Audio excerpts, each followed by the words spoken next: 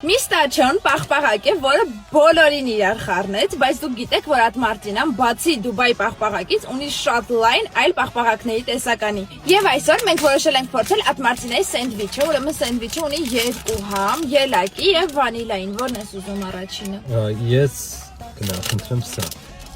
Կերած ելակը հավանեցիր դու։ Ելակը շատ։ Դե հիմա վանիլն ես փորձում, ես էլ ելակը։ Առաջին անգամ փորձում, բայց վանիլը էլի եկել։ Վանիլը իբրև միշտ դասական համը։ Ճիշտ ես ասում, որ ելակի համը շատ ընդգծված է։ Ես թվում է ես ելակը ավելի հավանեցի։ Ես պոշտվում եմ ուղակի մրգեր։ Նոր երկու շերտը